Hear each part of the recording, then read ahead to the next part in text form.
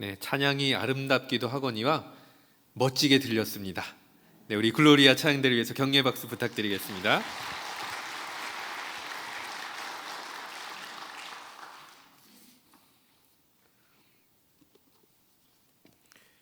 어느 자리건 필요할 때마다 꼭 끼어들어서 나름대로의 유익한 역할을 감당하는 그런 사람이나 사물을 일컬어서 약방의 감초다라고 하는데요. 아마 여러분께서 이 속담을 알고 계실 것 같습니다.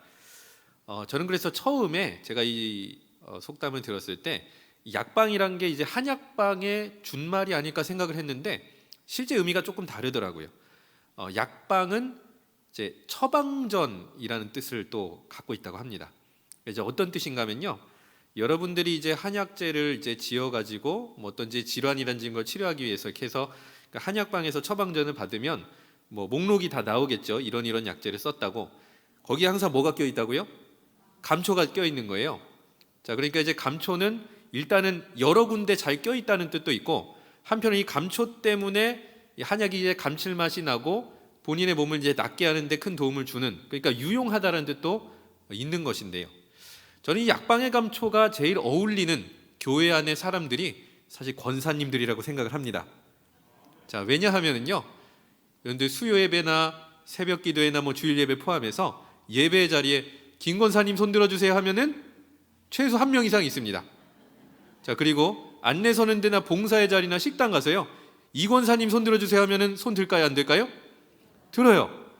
교회에서 기도 모임 했을 때, 자, 오 권사님 손 들어주세요 하면은 손 들까요, 안 들까요? 다 듭니다. 최소한 한 명 이상 있어요.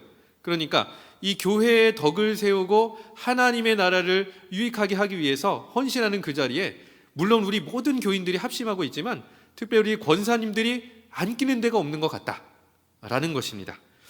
특별히 바라기는 약방의 감초처럼 교회 구석구석에서 하나님의 영광을 위해서 헌신하고 있는 우리 권사님들, 올 한해 주어진 사명 잘 감당할 수 있도록 우리 특별히 권사님들을 위해서 격려의 박수 한번 부탁드리겠습니다. 특별히 오늘은 이 권사의 헌신 예배를 맞이하여서 세례 요한의 본문을 좀 나누어 보려고 합니다. 세례 요한이 어떤 사람인가라고 했을 때 이 세례 요한이라고 하는 사람은 조연이다. 이것을 좀 기억해 주셨으면 좋겠습니다. 많은 사람들이 세례 요한의 사역을 보고 저 사람이야말로 메시아다라고 생각을 하였는데요, 실제로 세례 요한은 어떤 사역을 했느냐, 찐 주인공이셨던 예수님을 소개하고 그분을 사람들이 영접할 수 있도록 도와주는 일, 그 일에만 온전히 집중했다라고 하는 것이죠. 특별히 오늘 세례 요한을 통해서 우리가 권사의 사명이 무엇인지를 한번 되짚어 보려고 하는 것입니다. 특별히 세례 요한의 사명의 내용을 정의하고 있는 오늘 본문의 구절은 2절과 3절의 말씀이고요. 실제로 2절과 3절의 말씀은 말라기 3장 1절과 이사야 40장 3절을 인용하고 있습니다. 우리 본문 2절과 3절의 말씀을 한 목소리로 읽어보겠습니다. 선지자 이사야의 글에, 보라, 내가 내 사자를 내 앞에 보내노니 그가 내 길을 준비하리라. 광야에 외치는 자의 소리가 있어 이르되 너희는 주의 길을 준비하라. 그의 오실 길을 곧게 하라. 기록된 것과 같이. 자, 오늘 본문의 말씀에는 이 본문에서 제일 중요한 단어라고 할 수 있는 단어가 등장을 하는데, 이 사자라고 하는 단어가 되겠습니다. 왜 사자라고 하는 단어가 중요하냐? 이 앞선 1절의 말씀에 복음이라는 단어가 등장을 하는데요, 복음이라는 것은 굿뉴스니까 원래 원어적인 의미로는 그냥 그대로 번역을 하면 좋은 소식이라는 뜻이 되겠습니다. 자, 그런데 이 좋은 소식은 결국 모든 인간이 듣고 받고 신뢰하고 받아들여야만 하는 소식인데, 왜 그러냐 하면은 우리를 구원하기 위해서 이 땅에 오신 하나님의 아들 예수 그리스도, 혹은 그분이 살았던 삶, 혹은 그분이 전파했던 말씀이나 가르침이 좋은 소식이기 때문이죠. 근데 여기서 중요한 것 한 가지가 있습니다. 이 좋은 소식이라고 하는 것은 전달되지 않으면 의미가 없어요. 아무리 좋은 소식도 내 귀에 들리지 않으면 그 좋은 소식을 누릴 수가, 즐거워할 수가 없다라고 하는 것이죠. 자, 그렇기 때문에 2절 말씀에 나오는 사자라고 하는 단어가 매우 중요하다라고 하는 것입니다. 헬라어로 보면은요, 이 사자는 앙헬로스라고 하는데요, 영어로 번역하면 메신저입니다. 그러니까 소식을 전달해 주는 사람이다라는 것이죠. 자, 이렇게 이제 여러분들에게 말씀을 나누면 많은 사람들이 이렇게 생각을 하는 거예요. 아, 소식을 전달하려면 뭐를 잘해야 되는 거죠? 네, 말을 잘해야 되잖아요. 그러니까 이 사자, 복음의 사자가 되려면 나는 말을 잘해야 되는데 나는 하나님께서 전부 다 주셨다. 말주변만 안 주셨다. 그러니까 나는 이거는 내 사명이 아니고 김 집사님과 이 권사님과 오장로님의 사명 아닐까. 이렇게 이제 생각을 하실 수도 있는 것 같습니다. 근데 실제로요, 본문을 다른 번역본으로 보면은 그렇지가 않다라는 겁니다. 이 새 번역에 보면은 사자를 무엇이라고 번역하냐면 심부름꾼이라고 번역하고 있고요, 공동 번역을 보면 일꾼이라고 번역을 하고 있어요. 자, 그렇기 때문에 복음은 말로 전파될 수도 있는 것이고, 예수님의 심부름을 하면서 전파될 수도 있는 것이고, 예수님의 일을 하면서도 전파될 수가 있는 거예요. 그러니까 말로만 전파되는 것이 아니라 말로도 전파를 되고 심부름이나 일이나 삶으로, 우리의 행동으로도 충분히 전파될 수 있는 것이 복음이다라고 하는 것이죠. 바로 이런 점을 볼 때 오늘 본문이 말하는 권사의 사명 첫 번째는 무엇이냐? 바로 권사는 복음의 사자다입니다. 자, 우리 함께 읽어보겠습니다. 권사는 복음의 사자입니다. 여기서 복음의 사자라고 하는 것은 복음, 즉 예수 그리스도를 영접할 수 있도록 미리 그 해당되는 복음을 들어야 될 사람들한테 찾아가서 예수 그리스도를 영접할 수 있도록 그들의 마음과 생각을 위로해주고 만져주고 준비시키는 모든 일을 행하는 사람이 복음의 사자일 것입니다. 자, 그런데 그 일을 누가 했냐면 세례 요한이 했다라고 하는 것이죠. 오늘 그 증거가 본문 4절과 5절의 말씀에 있는데요, 한 목소리로 읽어보겠습니다. 4절과 5절입니다. 세례 요한이 광야에 이르러 죄 사함을 받게 하는 회개의 세례를 전파하니 온 유대 지방과 예루살렘 사람이 다 나아가 자기 죄를 자복하고 요단강에서 그에게 세례를 받더라. 자, 세례 요한이 전파했던 것은 회개의 세례를 전파했다라고 되어 있습니다. 회개의 세례의 목적은 죄 사함을 받게 하는 데 있는 것이죠. 자, 그래서 유대 지방과 예루살렘 사람들이 다 나아가서 자기 죄를 자복하면서 이 죄 사함의 세례를 받았다, 회개의 세례를 받았다, 본문이 이야기를 하고 있습니다. 자, 그럼 이것이 왜 중요하냐? 이사야 선지자는요, 죄에 대해서 이렇게 정의하는데요, 죄악이 너희와 하나님 사이를 갈라놨고 하나님의 얼굴을 가려버렸다. 이사야 선지자가 이렇게 얘기한 적이 있거든요. 자, 그러니까 예수 그리스도를 영접하기 전에 죄 사함의 은혜가 임하지 않은 상태가 이면, 즉 죄 때문에 하나님과의 관계가 막혀 있거나 뒤틀려 있으면 예수 그리스도께서 임하실 수가 없다라는 것을 세례 요한은 정확히 알고 있었기 때문에 미리 준비시키는 것이죠. 먼저 정결해져라. 그래서 죄 사함의 세례를 베풀면서 오실 예수 그리스도를 정말 준비하며 기다릴 수 있도록 도왔던 것, 어찌 보면은 복음을 믿게 하기 위한 마중물 사역자가 세례 요한이었다라고 하는 것이죠. 실제로 이 기독교 역사를 보면은 이런 복음의 사자들이 예수 그리스도를 영접할 수 있도록 헌신하며 준비시켰던 바로 그러한 사람들에 의해서 복음이, 예수 그리스도가 참된 분이시며 복음이 참된 좋은 소식이구나, 이렇게 받아들였던 많은 사람들의 이야기를 볼 수가 있습니다. 한 사람만 소개해 드릴게요. 감리교 선교사 중에 이름을 들어보셨을 스크랜턴 선교사님이 계시는데요, 스크랜턴 선교사님 이야기가 아니고 어머니 메리 스크랜턴 선교사님, 이 선교사님께서는 초기 여성 선교에 매우 중요한 공헌을 몇 가지 하셨는데요, 그 중에서 하나가 전도 부인을 육성하고 모집했던 일입니다. 전도 부인은 무엇이냐? 영어로 번역하면 바이블 워먼이라고 하는데요, 당시 조선의 사회라는 게 굉장히 폐쇄적이었기 때문에 여인들의 출입도 자유롭지 않았습니다. 자, 그렇기 때문에 남자 선교사님이 여인들을 1대1로 찾아가서 신방하고 복음을 전하는 일이 불가능했던 거죠. 자, 그러면 그 일을 가능하게 해주었던 일꾼이 바로 같은 조선 사람으로서 먼저 복음을 믿었던 전도부인이었다. 전도부인의 손을 통해서 복음서가, 사도행전이, 신약이, 구약이, 책들이 판매가 되면서 그 현장에서 복음을 증거했던 것이 전도부인이 했던 일이다라는 것이죠. 자, 그런데 메리 스크랜턴 선교사님의 증언에 따르면 이 최초의 전도 부인이 누구냐? 이화 학당의 학생이었던, 이름이 조금 옛날 이름입니다, 별단이 어머니, 꽃님이 어머니. 제가 한 얘기가 아닙니다. 실제로 이제 기록에 남아 있어요. 이 어머니 두 명이 이제 최초의 전도 부인이었다고 하는데요. 그 중에서 꽃님이 어머니의 이야기를 좀 드리겠습니다. 1886년이었습니다.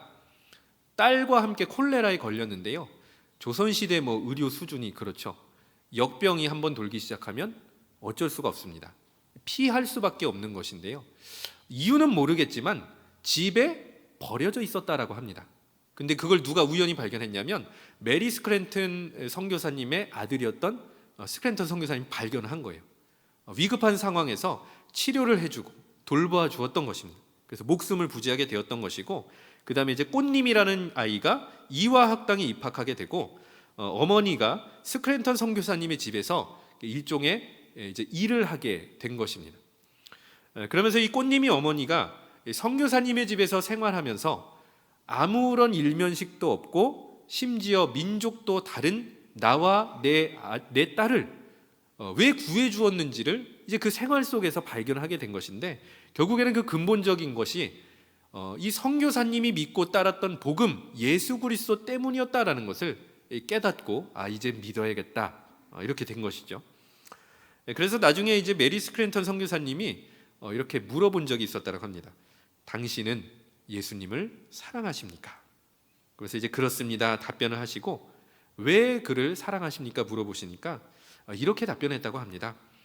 예수님께서 나의 죄를 용서해 주셨기 때문이고 내가 이것을 믿고 있기 때문입니다. 네, 이렇게 고백을 했다는 거죠. 내 죄를 용서해 주신 예수님의 사랑 때문에 무명의 전도자로 섬겼던 거예요. 주변에 있었던 많은 그 깊숙한 곳에, 사랑방에 여기저기에 출입도 자유롭지 않았던 많은 조선 부인들을 복음을 증거하고 그들에게 찬송가를 알려주고 복음을 증거했던 것이 바로 이 꽃님이 어머니의 사역이었던 것이죠. 이와 같이 우리 영등포교회 권사님들도 나의 죄를 용서해 주신 주님의 사랑을 알고 계십니까? 모르고 계십니까? 모른다면 어떻게 여기 나오실 수가 있겠습니까? 그지요? 이미 우리가 믿는 바고 우리가 이 믿는 대로 살아가는 바 아니겠습니까? 나를 향하신 그 주님의 놀라운 사랑을 믿음으로 고백하고 있다면 우리는 기꺼이 그 복음의 사랑, 그 예수 그리스도의 사랑 때문에 복음의 사자로 살아갈 수가 있는 것 아니겠습니까? 특별히 바라기는 이 예수님의 놀라운 사랑 안에서 복음의 사자가 되어 이웃들에게 복음을 증거하는 복음의 사자로 살아갈 수 있는 이 영등포교회의 전도부인, 영등포의 전도 권사가 될 수 있는 우리 사랑하는 권사님들 되시기를 축원합니다. 다음 권사의 사명 두 번째, 오늘 본문을 통해서 우리는 권사는 겸손의 사자다라는 것을 깨닫게 됩니다. 우리 다시 한번 함께 읽어보겠습니다. 권사는 겸손의 사자입니다. 우리 본문 7절 말씀 함께 읽어보겠습니다.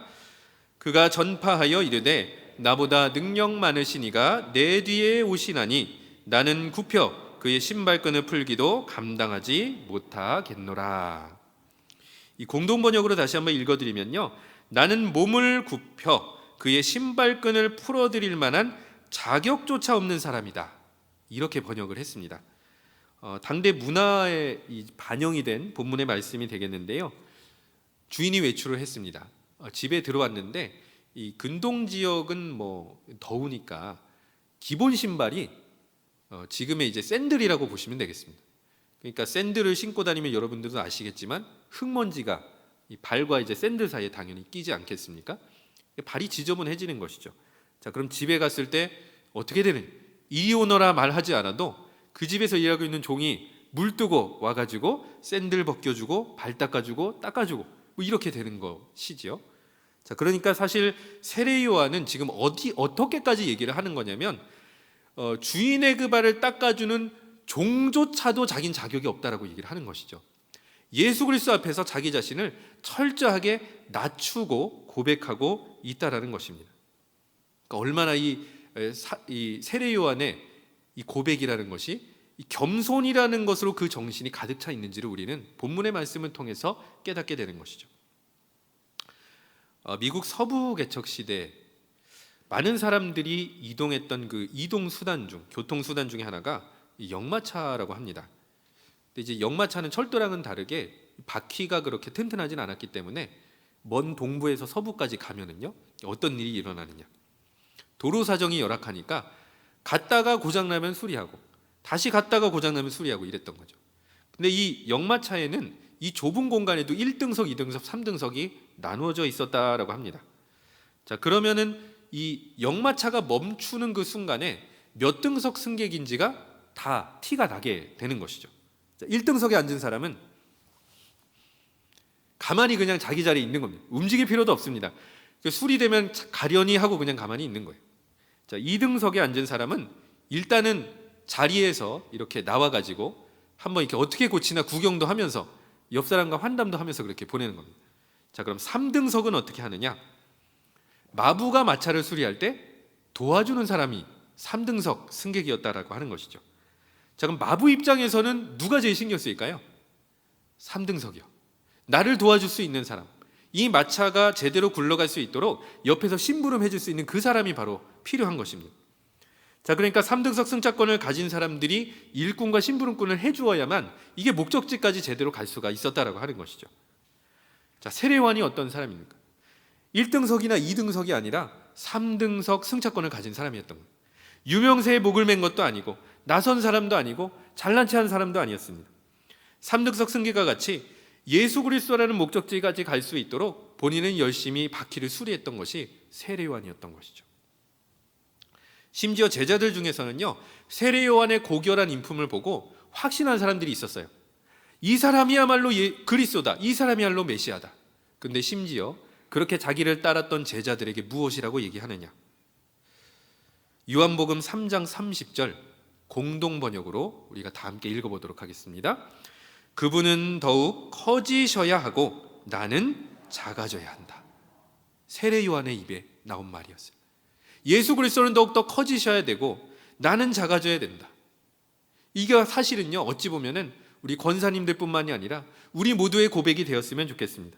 예수 그리스도께서 더욱더 커지시고 예수 그리스도께서 더욱더 영광을 받으시며 나는 그 안에서 더욱더 작아지는, 이러한 것이 어찌 보면 세례 요한의 길이요, 우리 권사님들이 걸어가야 될 길이요, 우리 영등포교회가 걸어가야 될 길인 줄로 믿습니다.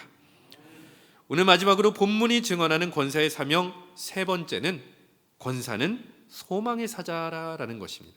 우리 함께 읽어보겠습니다. 권사는 소망의 사자입니다. 우리 마지막으로 본문 말씀 8절 한 목소리로 읽어보겠습니다. 나는 너희에게 물로 세례를 베풀었거니와 그는 너희에게 성령으로 세례를 베푸시리라. 자, 본인의 사역은 물로 세례를 주는 것이었고 회개의 세례였습니다. 그러면서 이 세례 받으러 온 사람들한테 말하기를 그는, 즉 예수 그리스도는 너희에게 물이 아니라 성령으로 세례를 베풀 것이라고 예고해 주고 있습니다. 그러니까 요한은 물 세례를 일종의 예고편으로 사용한 것입니다. 자, 우리가 영화를 보려고 해도요, 예고편을 한번 확인하고 예고편을 보고 재밌을 것 같으면 예매를 하는 것 아니겠습니까? 그런 것처럼 세례 요한은 자기가 베푼 이 물 세례가 그저 예고편에 지나지 않는다라고 하는 거죠.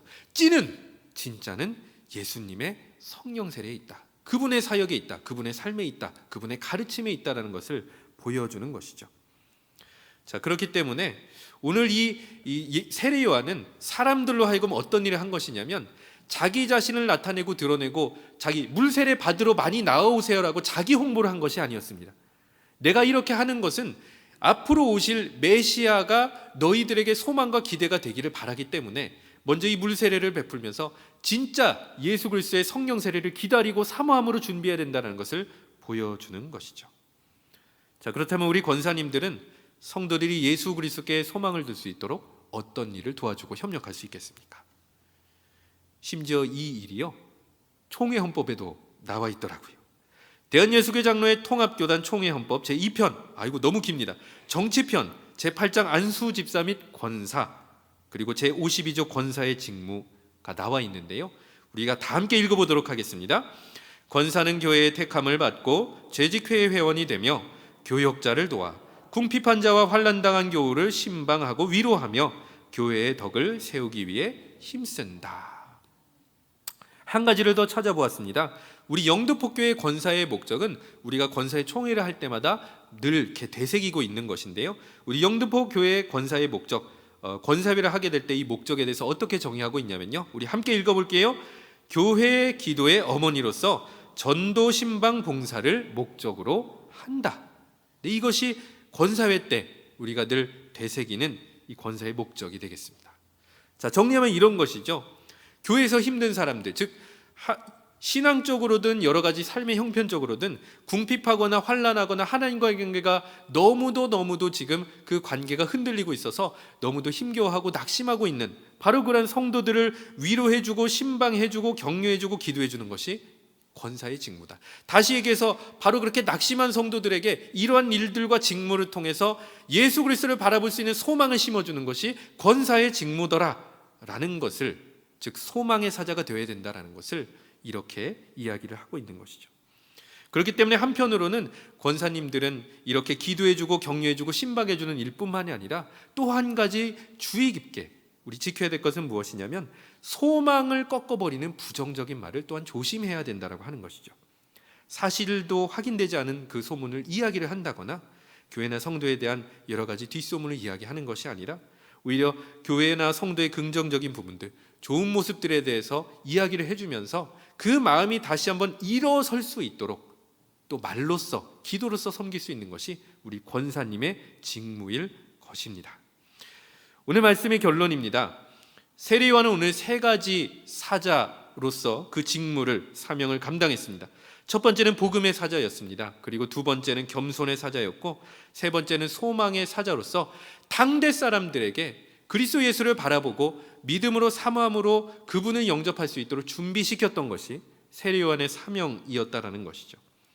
올 한해 성도들이, 그리고 우리 영등포 교회가 하나님의 역사를 기대하며 평안하며 든든히 서가는 교회가 될 수 있도록 꿈꾸면서 나아갈 때 이것을 바로 옆에서 지원하며 같이 소망을 불어넣어주며 함께 일할 수 있는 제일 중요한 사람들, 모든 사람이 중요하나 누구라고요? 권사님들이라는 것이죠.